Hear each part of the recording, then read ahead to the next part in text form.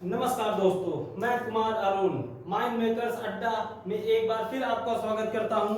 और आज हम संविधान के अंतर्गत एक नई क्लास संविधान का भाग 2 नागरिकता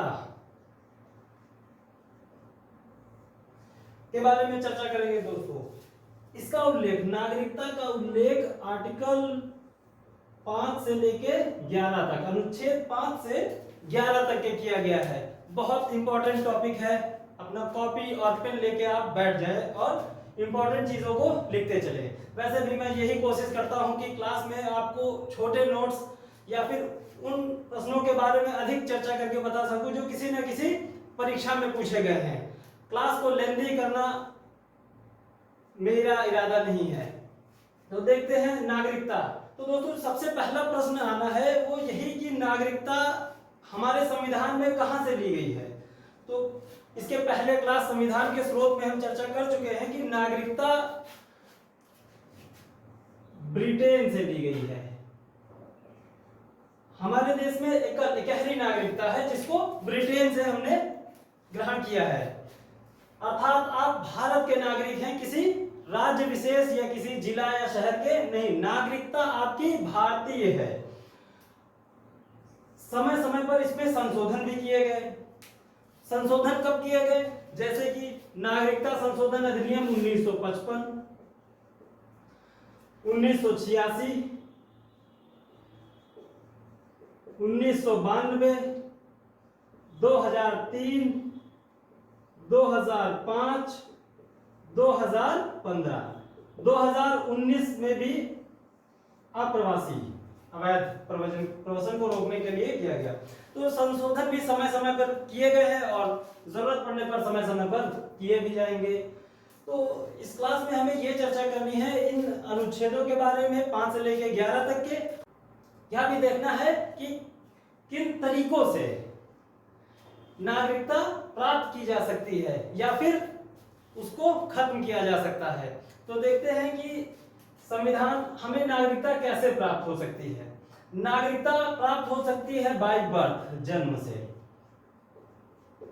बाय बर्थ, आर्टिकल नंबर 5। नागरिकता कैसे? बाय बर्थ या वंश के आधार पर। जैसे कि आपका जन्म भारत के राज्य क्षेत्र में हुआ है, आप भारत के निवासी होंगे, भारत में जन्मा बच्चा भारत का निवासी होगा। अपवाद है कुछ, जैसे जो विदेशी राजनायक हैं, विदेशी राजनायकों की जो संतान होंगी, जो बच्चे होंगे, वो भारतीय नहीं कहलाएंगे क्योंकि वो कहीं और के निवासी हैं। भारत में भारत का नागरिक वही होगा जिसके माता पिता या पितामह में से कोई ना कोई भारतीय हो और भारत में रह रहा हो, ये जन्म से है। वंश के आधार पर भी भारत में यानी माता पिता या पितामह या माता नानी नाना की ओर से भी, ननिहाल से भी नागरिकता प्राप्त की जा सकती है। यानी कोई ना कोई भारतीय है तो हमें नागरिकता मिल सकती है। या फिर कम से कम 5 वर्ष, कम से कम 5 वर्ष तक लगातार भारत में रहा हो। बाई पंजीकरण के द्वारा भी प्राप्त की जा सकती है। लगातार 5 वर्ष भारत में रहा हो, इसके बाद वो परमिट करेगा, परमिशन लेगा। नागरिकता देना संसद का कार्य है। यहाँ पे ये प्रश्न भी पूछा जा सकता है कि नागरिकता किस सूची का विषय है। नागरिकता केंद्र का विषय है, संघ सूची का विषय है, ना कि राज्य। राज्य नागरिकता नहीं देता क्योंकि आप नागरिक भारत के हैं। माता पिता या पितामह में से कोई भारतीय हो या 5 वर्ष तक लगातार भारत में व्यक्ति रहा हो, देखा जाएगा कि माता पिता पितामह में से है तो उसके बाद पंजीकरण करेगा। भाई पंजीकरण भी वो नागरिकता प्राप्त कर सकता है। या फिर नागरिकता प्राप्त करने का एक और तरीका है कि यदि कोई भारतीय नागरिक किसी विदेशी से विवाह कर ले, लेकिन उसमें भी कंडीशन है कि आप नियमतः पंजीकरण करने के लिए आपका भारत में रहना अनिवार्य है। ऐसा नहीं है कि किसी से शादी करके ले आओ और आप भारत के नागरिक हो जाओ। तो नागरिकता एक तो जन्म से होनी चाहिए। और कैसे? आर्टिकल नंबर 6, इसको 6 और 7 दोनों को हम पढ़ सकते हैं part time Pakistani. Part time Pakistani, थोड़े समय के लिए वो पाकिस्तानी बन गया जाकर। जैसे कि 6 में जब भारत अलग हुआ तो वो रह रहा था पाकिस्तान जो बना तो उसमें रह रहा था, लेकिन अलग होने के बाद, जब अलग होने के बाद वो भारत आ गया, यानी 1947 में वो भारत, पाकिस्तान में वो क्षेत्र चला गया था। फिर समझते हैं कि पार्ट टाइम पाकिस्तानी, यानी कि स्वतंत्रता के वक्त जो क्षेत्र अलग हुए वो पाकिस्तान में चले गए, लेकिन उसके बाद वो भारत आ जाता है जुलाई 1948 के पहले। जुलाई 1948 के पहले वो भारत आ जाता है, और इस आधार पर कि 1935 भारत शासन अधिनियम 1935 के तहत माता पितामह या फिर नाना नानी की ओर से पक्ष से भी, माता मही की पक्ष से भी कोई ना कोई भारत में रहा हो तो वो क्या कहलाएगा? भारतीय। वो क्या कहलाएगा? भारतीय। आर्टिकल नंबर 7 क्या कह रहा है कि 1947 के वक्त वो व्यक्ति या कोई क्षेत्र जो पाकिस्तान के अंतर्गत चला गया हो, वो क्षेत्र जो पाकिस्तान के अंतर्गत चला गया हो और व्यक्ति है वो 1948 या संविधान लागू होने के ठीक पहले बाय रजिस्ट्रेशन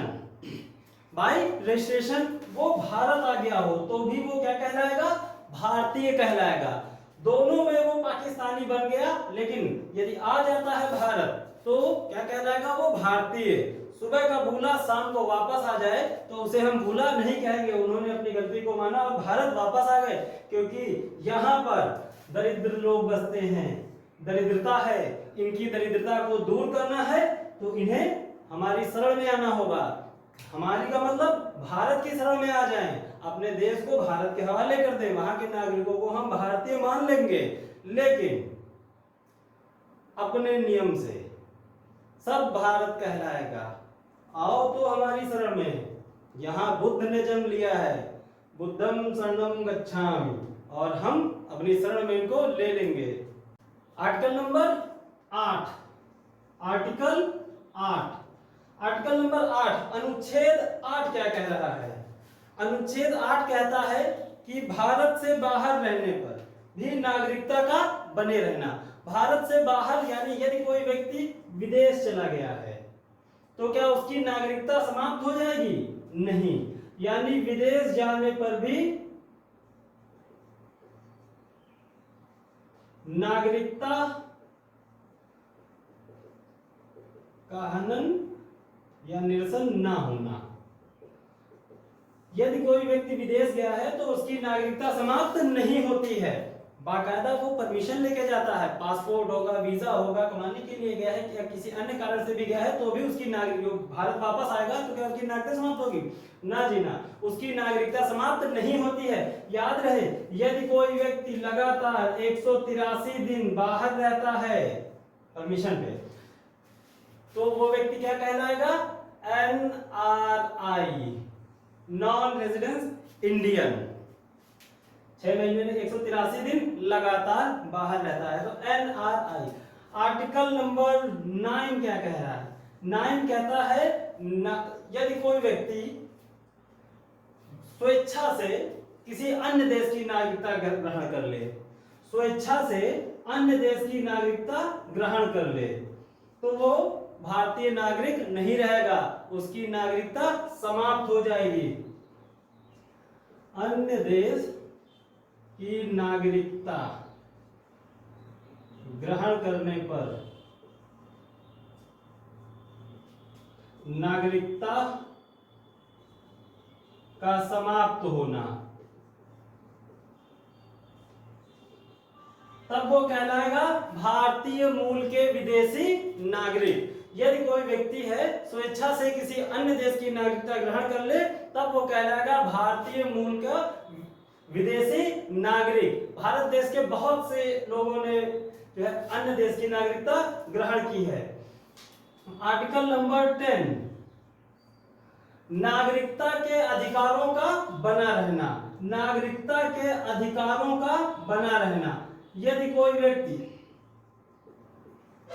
बना रहना, नागरिकता के अधिकारों का बना रहना, सिटीजनशिप बनी रहेगी। यदि कोई व्यक्ति सपोज क्या जेल चला गया, जेल से छूट के आया तो क्या उसकी नागरिकता समाप्त हो जाएगी? ना जी ना, नागरिकता उसकी बनी रहेगी। नागरिकता समाप्त आसानी से नहीं होती है। अब यदि कोई व्यक्ति है जाके आईएसआईएस में शामिल हो जाए, आतंकवादी संगठनों में, अलकायदा में शामिल हो जाए, तो भारत जो है उसकी नागरिकता स्वयं समाप्त कर सकता है। जैसे कि इसी बेस पर आर्टिकल नंबर 11 नागरिकता का अर्जन व निरसन करने का अधिकार, यानी कि नागरिकता देना व समाप्त करना, समाप्त करने का अधिकार किसके पास? संसद के पास। संसद के पास नागरिकता को देना व उसे समाप्त करना, अर्जन व निरसन का अधिकार संसद के पास। यदि कोई व्यक्ति अलकायदा में शामिल हो जाएगा तो भारत सरकार तो मानने वाली नहीं थी, पहले ही कह देगी ऐसा है, ये हमारे देश का नागरिक नहीं है। आकर के मुंबई अटैक के वक्त आतंकवादी जो पकड़ा गया उसमें यही हो रहा था, वो मानने को तैयार नहीं पाकिस्तानी कि हमारे यहाँ का, लेकिन है तो वो पाकिस्तान का।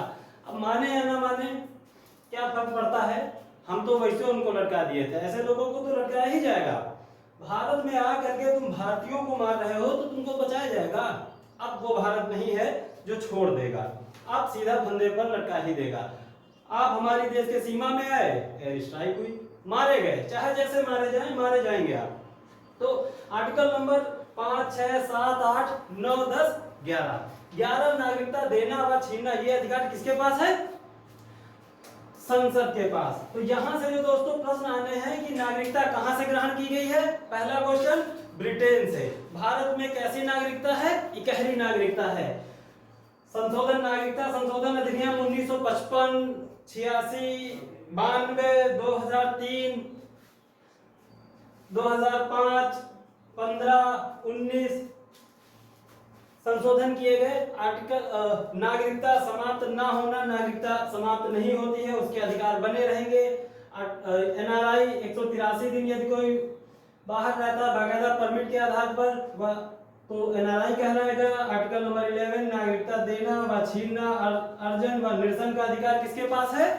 संसद के पास है। संसद जो है इसकी परमिशन देती है। तो दोस्तों अभी तक के जम्मू कश्मीर एक ऐसा राज्य था जहां लगभग दोहरी नागरिकता थी, लेकिन जैसे ही उसे हमने केंद्र शासित राज्य में शामिल किया, जम्मू कश्मीर जो हमारा अभिन्न अंग है, तो वहां पर भी हमने इस प्रकार की नागरिकता को समाप्त कर दिया। वो वहां के नागरिक भी हमारे भारतीय नागरिक ही कहलाएंगे। जम्मू कश्मीर के या फिर भारत के अलग नागरिक नहीं है। जम्मू कश्मीर हो चाहे लद्दाख हो, वो सब भारत है। आने वाले समय में पाकिस्तान भी भारत होगा, वो भी नागरिक पाकिस्तानी न कहला के भारतीय ही कहलाएंगे। हमारे देश से अलग हो गए थे, फिर से घर बसा लेंगे अपना दोबारा और फिर भारतीय कहलाएंगे। तो दोस्तों ये नागरिकता से कुछ प्रश्न, छोटे छोटे प्रश्न बनते हैं। एक प्रश्न ये भी पूछा गया कि यूपीपी में था कि 5 से लेके 11 तक कितने अनुच्छेद हैं, नागरिकता में कितने अनुच्छेद हैं? अक्सर करके 6, 5, 11, 5, 6, 7, 8, 9, 10, 11 ऐसे। तो टोटल इनकी संख्या कितनी है? 7 है, ना कि 6 है। तो आने वाली क्लास में और विशेष प्रश्नों पर ध्यान देंगे जो अक्सर करके किसी न किसी परीक्षा में पूछे गए हैं। तब तक के हमारे चैनल माइंड मेकर्स अड्डा को आप सब्सक्राइब कीजिए, लाइक कीजिए और अपने दोस्तों को शेयर कीजिए। धन्यवाद।